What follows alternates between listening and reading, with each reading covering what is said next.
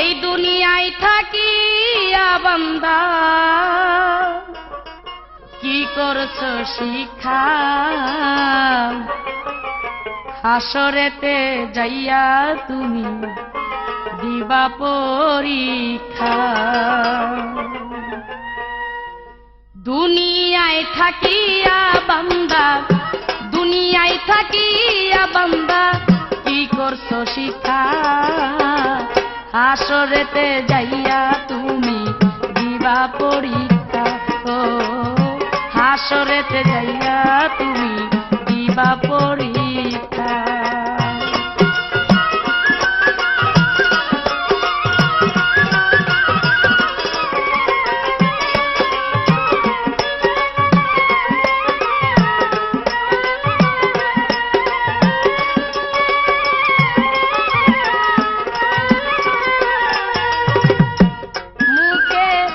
এই জবান দিয়া কি বা কাজ করেছ তুমি ক্ষুধার লাগিয়া, মুখের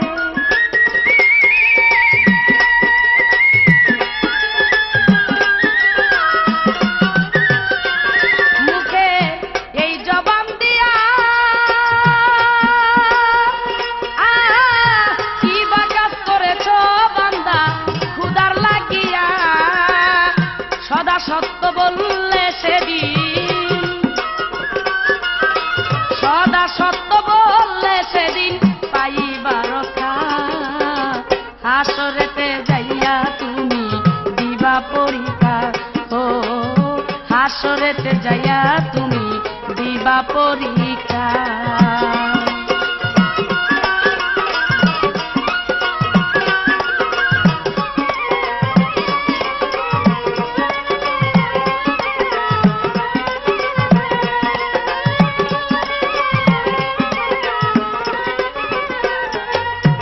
সাক্ষী দিবে হাতে আর পা,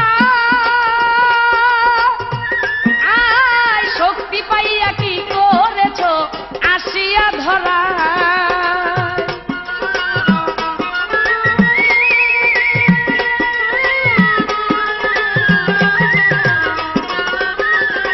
সাক্ষী দিবে হাতে পা, আয় শক্তি পাইয়া কি করেছ আসিয়া ধরায়। ঠেকবা না হিসাবের বেলায়, সেদিন ঠেকবা না হিসাবের বেলায় পাইলে সুশিক্ষা।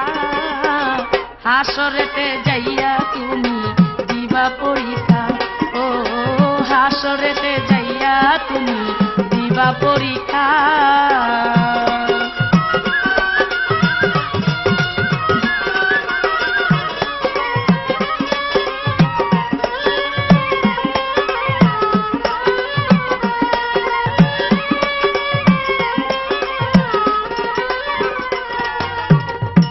কঠিন হাসরের মাঠে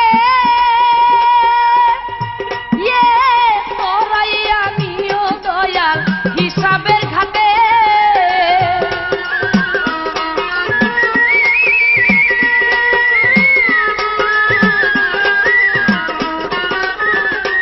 কঠিন হাসরের মাঠে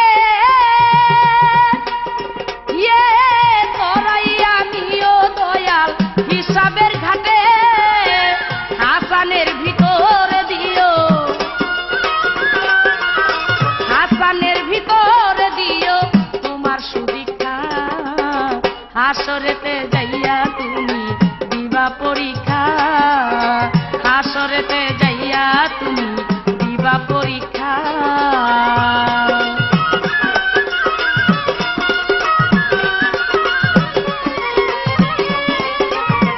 সম্মানিত শ্রোতা মণ্ডলী, সেই হাসর সম্বন্ধে আমার এই গানখানি। সেদিন আল্লাহর জন্য এই পৃথিবীতে এসে আমরা বান্দা হিসেবে আল্লাহ যে দুনিয়াতে পাঠিয়েছেন, আমরা কি কর্ম করলাম, কি ইবাদত বন্দেগী করলাম, তার জন্য কতটুকু করেছি, কাল হাসরের মাঠে এই জবাব চাবে আমার আল্লাহ। শুধু তাই নয়, আমরা সদা সর্বক্ষণ সেই আল্লাহর কর্ম করছি না? যদি না করে থাকি, যদি কুকর্ম করে থাকি, তাহলে এই হাতে পায়ে সেদিন সাক্ষী দিবে, আর কোনো সাক্ষীর সেদিন প্রয়োজন হবে না। কারণ দুনিয়ার মধ্যে যদি আমি কোনো পাপ করি, কোনো কুকর্ম করি, তাহলে এটার বিচার নালিশ হইলে আরেকজন ব্যক্তি ওই ব্যক্তির বিরুদ্ধে সাক্ষী দেয়, কিন্তু কাল হাসরে একজনের বিরুদ্ধে আরেকজন সাক্ষী দিবে না, যার যার সাক্ষী তার তার কাছেই রয়ে যাবে।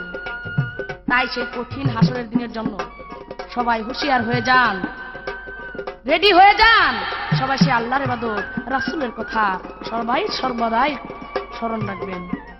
তাই আমার প্রতিপক্ষ শিল্পী এবার হাসর সম্বন্ধে একটি প্রশ্ন করেছেন যে হাসরের মাঠে একটা ব্যক্তি উঠবেন যার গিরাত থেকে মাথা পর্যন্ত কাপড় থাকবে, কিন্তু গিরাত থেকে পাতা পর্যন্ত, পায়ের পাতা পর্যন্ত দুব্বা ঘাস থাকবে।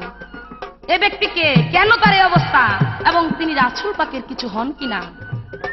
অবশ্যই আপনি জবাব পাবেন হাদিস মোতাবেক। এই ব্যক্তি রাসূল পাকের চাচা আমির হামজা। এই আমির হামজা যখন রাসূলের সাথে ইসলামী যুদ্ধে গিয়া মৃত্যুবরণ করেন, অনেক শহীদান সেখানে শহীদ হয়েছিল, তাই সবারই কাপন সেদিন হয়েছিল, কিন্তু এই আমির হামজার কাপনের ওখানে কাপন ছিল না।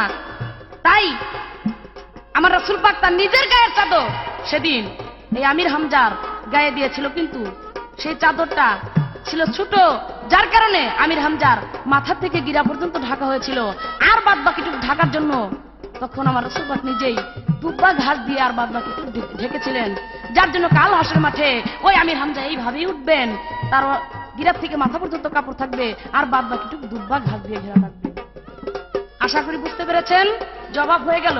এবার আপনার কাছে আমার একটা কথা জানার থাকলো, উনি আমার এক প্রশ্নের জবাব দিতে গিয়া বলেছে হযরত আজরাইল আলাইহিস সালাম। আপনার কাছে আমার জানার বিষয়, আমার রাসূল পাক হিজরত করার পর থেকে এই হযরত শব্দটা আসছে, কিন্তু যে আজরাইল আলাইহিস সালাম, হযরত আজরাইল আলাইহিস সালাম, এই আজরাইল কোন জায়গায় হিজরত করছিল, যার জন্য উনার নামের আগে হযরত লাগাইলেন? জানা থাকলে বলবেন। আর আমার এবার প্রশ্ন, কিয়ামতের দিন, এই কিয়ামতের আগে দুটি গাছ আসবে এই পৃথিবীতে, কুদরতি গাছ। এই একটা গাছের মাথা দিয়ে শুধু আগুন আর আগুন বাইর হবে, আরেকটা গাছের মাথা দিয়ে বরফ বাইর হবে। আমার জানার বিষয়, এই দুইটি গাছ কেন আসবে, এবং আগুন দিয়ে কি করবে, এবং বরফ দিয়ে কি করবে? এই দুটি প্রশ্ন আশা করি আপনি সুন্দরভাবে কিয়ামত থেকে প্রশ্ন দিবেন, জবাব করবেন। সাক্ষী দিবে হাতে আর পা, আয় শক্তি পাইয়া কি করেছ আসিয়া ধরা।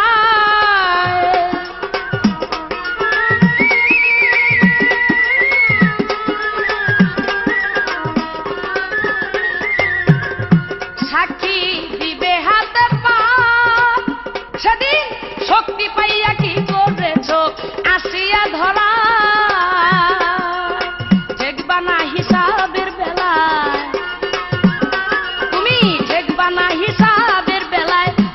সুশিক্ষা হাসরেতে যাইয়া তুমি দিবা পরীক্ষা, হাসরেতে যাইয়া তুমি দিবা পরীক্ষা। দুনিয়ায় থাকিয়া বান্দা, দুনিয়ায় থাকিয়া বান্দা কি করছো শিক্ষা, হাসরেতে যাইয়া তুমি দিবা পরীক্ষা, হাসরেতে যাইয়া তুমি দিবা পরীক্ষা, হাসরেতে যাইয়া তুমি দিবা